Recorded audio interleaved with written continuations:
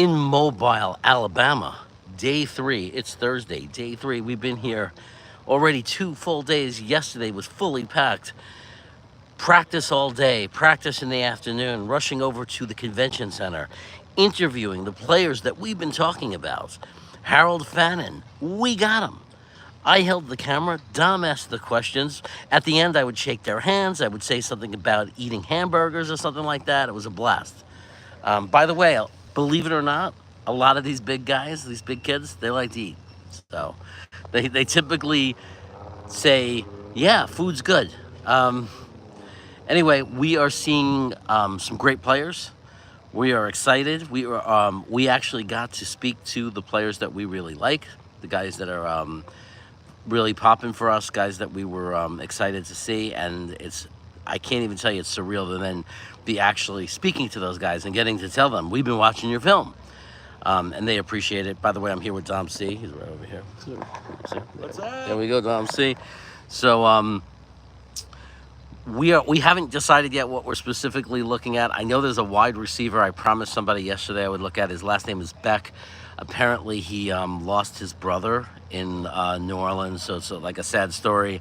And there were some people interested in how he's doing down here. So I'm going to keep an eye out for him. I think he's number 3. 7. Number 7. Thanks. See, that's why I have Dom. But I have my paper too. So I'm going to take that's in the afternoon. I'm going to take a real hard look. I'm going to do like Jeff Ulbrich. I'm going to take a real hard look at number 7 so I can report back to you guys. I'm much more excited about the players in the morning than the afternoon, except for, the afternoon, don't get me wrong, there's some great guys, Miles Frazier, our guy, our boy, the right guard, who they're going to use, and they're looking at it tackle now to look at his versatility, which is a really good sign that they're really impressed when they now want to look at him play tackle. So that means there must be some people pretty interested in seeing more of what this kid could do. So that's exciting. I'm doing a great job. Thanks, Eric. I appreciate that. Jojo, what's going on? Keep an eye on the quarterbacks. Try to interview Phil Savage. I haven't seen Phil Savage. I'm gonna turn this phone around. I'm gonna show you where Phil Savage sits. Okay. Hey. You see that building over there and those bleachers? That's where the scouts are, and that's where the, I guess the Rich Siminis of the world would sit. So, no, we can't get access to them. Although, I think Dylan T from Jet Nation, the guy we're staying with, a lot of you know Dylan. I think he saw Savage, right? He saw him at the bar? In the restaurant or something like that? Yeah, one of them saw him or whatever. We saw him last year. He's a nice dude and everything, but he's not gonna interview with us. You know what I mean? He's the kind of guy that's gonna interview with like the real media, the main beat, I should say, not the real media. But we don't really get access to that. We get access to the players. We appreciate that. If you're lucky, you get to say hello to a few people.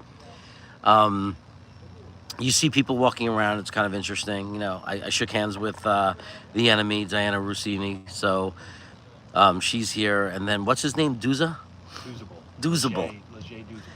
Douzable, remember, former Jet. He's on Channel 9, I think. He's on the Jet show or whatever. He was walking around. I kind of gave him a look and a nod. He saw my Talking Jet shirt. So I was like, I almost wanted to go up to him and say, that you watch Green Bean. You're jealous of Green Bean. You don't have that beard and you wish you had that beard and you'll never be green. Nah, I didn't say anything to him. What's going on? Who's here? BL66. Good stuff. Thanks. No hard looks. Yeah. I actually heard someone. I'm not kidding. I'm not making this up. I heard someone yesterday, one of the guys on our side of the bleachers, which are all the content providers. There's other people too, other people from colleges and things like that, I guess. I don't know. But I heard some guy in a southern accent say, I'm going to have to take a long, hard look at him. And I thought to myself, I'm never hiring you as a coach. Never, you know what I mean? If I was interviewing, even had nothing to do with football, if I was interviewing, let's say I ran a therapist group, a therapy office, I was hiring a therapist, and I said, well, how do you think about, what do you think about this theory, this kind of therapy, like play therapy? If they said to me, well, I'll take a good hard look at play therapy, I'd say, get out of here. You can't work for me. That's how burned out I am on the hard looks. Anyway, if you have any questions, let me know. Um, I think that everybody talks about what a great safety class this is, but I don't know. We talked to a couple of safeties here. I don't know how high round we're gonna go on safety. So, but I wouldn't be surprised if I'd be surprised if it was the first pick that we have for safety, but I wouldn't be so shocked if our second round pick was on a safety. Like, it wouldn't blow me out of the water. Would it blow you out of the water, Dom? No, not at all. I think it's a position that needs to be filled, whether it's through the draft or free agency. I think the room is empty. Steve Wilkes's scheme is very highly reliant on the back seven being, in tune and communicative. So I expect a lot of new faces in the defensive back room, whether it's at corner or safety. So there you go. I agree. I have no choice to agree. I know it because of him. Dom's the one that told me about Wilkes. I expect that there's different ways to address the issue. I think we're going to get two safeties, right? I think we'll get one in the draft. It might not be second round. It might be. And I think free agency, there's a few, right? I like the kid. I don't know how expensive he'd be. I like Reed from Kansas City. I just don't think we have a lot of money, and I don't know how much he would cost. But I think it's Justin Reed from Kansas City. I would love to grab him. And then there's safeties coming out of a lot of teams. Oh, so they're giving us music. So I wouldn't be surprised we get a safety from free agency and a safety from the draft. We have an empty room, in my opinion. Like, I don't like anybody except Jalen. The kid we found off the garbage heap. Like, Jalen Mills, he could be the number 3 guy. I don't want to put him, he should never be covering a guy at the end of the game going deep. Like, he should be a box safety for us, right? He plays hard. He's a good leader. I like him, but it's time to start over, though. Wipe the slate clean. Goodbye, Tony Adams. Ashton Davis, it was nice to know you. It's time to start clean slate. Jalen Mills could stay because he costs nothing, and he could play in the box or whatever, and he proved himself as a hardcore player, plays hard, good leader. Other than that, though, we got to bring in the real talent, though, ahead of him. So, I don't know. The only way you're going to see a drafted safety probably start is if it's round 1 or 2.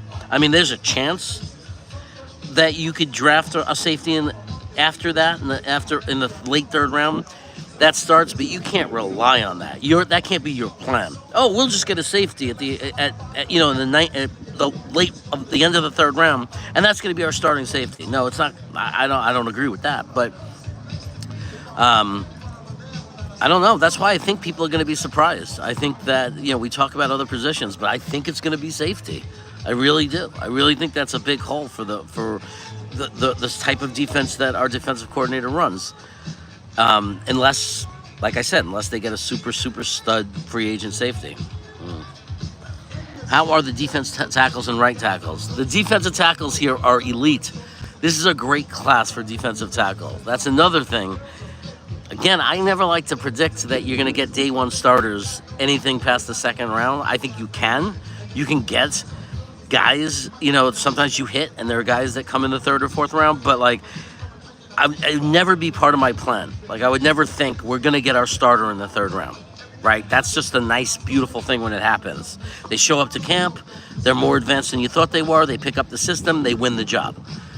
But to me, if you're going in with a plan and you're going to start guys, and your plan is to start draft picks, you're looking at 1st, 2nd round, unless you're in a total rebuild, right? Unless it's 2021 and it's a total rebuild, and you're just drafting guys and throwing them out there because you're just figuring out what you have, and you get, seeing what sticks. But I think that there are lots of defensive tackles we can get in the 2nd round. For those, I know a lot of people love Mason Graham. I think he's a great player. I don't think you have to take him if you want a defensive tackle, though. There's a guy here we love. We spoke to him. His name is Joshua Farmer. We love him. And that's just one of multiple guys that are here. There's a guy, Peebles, who was great. great yesterday. So there are guys here. There are guys. I'm not going to try to project what rounds they're going in, but these are real legit guys that I could see coming in and really, they could be the guy. So I don't know. We'll see what happens there. We're going to have a lot of different choices and options and things to think about, obviously, this draft. Because this is interesting than most years, because most years we think that we know exactly what we need. So we have like a better idea of what we're going to do. But we have a lot of needs. We have a lot of needs. We need a wide receiver 2 of the future. I'll say that over and over again until I turn blue. Like, who's our 2026 WR2? If Garrett Wilson doesn't work out, if he demanding trades and he doesn't get along with the new staff and he's still unhappy, who's our wide receiver at all? Right? So I that's a need. Safety's a need. Defensive tackle is a need. Right tackle is a need. Depth on the offensive line in the guard position is a need. We have 2 free agents at the end of this season coming up. Like, drafts aren't just for the season coming up, right? When you draft, you have to think about the team for the next 5 years. So we have 2 free agent guards at the end of this season.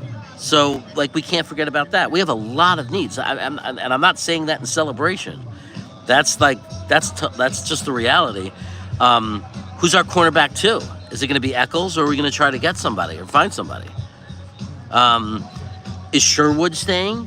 Are we going to need a linebacker? Like, we have a lot of work to do. A lot of work. We're going to see how the chips fall, and we'll figure it all out. Swamp Ranger, there's no issues over here. Everything's going well. I think anytime anybody even looks at me the wrong way, I said, look, I just kind of go, do I have to call Swamp Ranger? And whoever's looking at me just kind of turns away and walks away. So I don't know what you did or what you've said, but people fear you. Townsville, what's going on? Best in the business, Dom C. How are the defensive tackles? And right, you asked that. Edge class looks loaded too this year. It's true. The edge class is loaded too. It's just endless. And we could take an edge. For sure we could take an edge. So it's going to be a really interesting offseason because we haven't been in this position in a long time where we have so many different directions that we can go. I think that even though it's not a complete rebuild, it's a 2-year retool. Like, this is going to take more than a year to really get. It's probably going to take 3 years to get the full roster in that Aaron Glenn wants. But I think it'll take 2 years until it really takes shape. I think this year we're going to see the direction of it, right? You're going to see safeties come in. You're going to see a changeover. We're going to get out the sludge. All the people that hurt the culture of our team. You're going to start to see a lot of turnover year 1. You're going to start to see the direction of the roster. I think year 2 is when you're going to see the settling of the roster. We're going to find our quarterback, and you're going to see other moves that kind of give you an idea of who we are. And that's why 2026 Jets will be a much better representation of who we are moving forward. And then I think by the third offseason, 2027, that's when we start to really put the exclamation points on it. Whatever spots we're missing, that's when we're going to know exactly what we need. By then, we'll have filled the other spots, and there'll be like 1 or 2 leftover spots where we will know exactly what we're doing. And then for the 27 season, to me, that's the season of, if everything worked perfectly, that we're going in super hot and hungry, like, and ready to compete and do what we're going to do. That doesn't mean I don't think we can make the playoffs in 25, and it doesn't mean I don't think we can make the playoffs in 26. I'm just talking about a reasonable timeline. If you're putting reasonable expectations on a new coach and new GM taking over a team that is a complete fiasco. You know, mostly it was the coaching staff, but we have personnel issues now. What's better than 21 is that we have more good players. But what's not different than 21 is we have tons of needs all over the place that's going to take a solid 2 years to fill. And it could take longer if we miss, right? So we have to hit. We have to hit on the picks. We have to hit on the free agents. We have to get value guys. We have to hit on that as well. A lot of things have to go well, which is not surprising because it's not easy to become a championship level team. It would happen more often if it was. There's 32 teams all fighting for the same thing. So when you want to get into the top 8 of those 32 teams, things are going to have to go well. So, keep your fingers crossed. like Aaron Glenn said, buckle up, buckle your seatbelts, get ready, and look, believe in the guys that we hired. Like, just put your faith into them. That's what you do as a fan. That's what you're supposed to do. So Aaron Glenn had a great press conference. I know a lot of people are getting more and more excited about him. Let's, support our team. Let's hope for the best. It's going to be a fun off season. It's going to be a fun draft because it's so unpredictable and we don't know what we're going to do. So I like that. I think that makes it really, really fun. There's going to be a lot of arguments and fighting over what we should do. That'll be cool. If anybody wants to mess with me, you talk to my friend Swap Ranger, and you can work it out. We can work it out in the back. If you got a problem, we can work it out. If you got a problem, not when Swap Ranger's not around, but when he's around, if you got a problem, we can go in the back and we can work it out. We can talk it out and see what happens. But anyway, I will give an update later. If anything pops out, if anything happens. But this is day 3. If you have any questions, just put it in the chat. If you're watching a replay of this video, just put it in the comment section. Any questions, and I'll be happy to answer them for what we're seeing here at the Senior Bowl. And other than that, take care, everyone. Thanks for watching.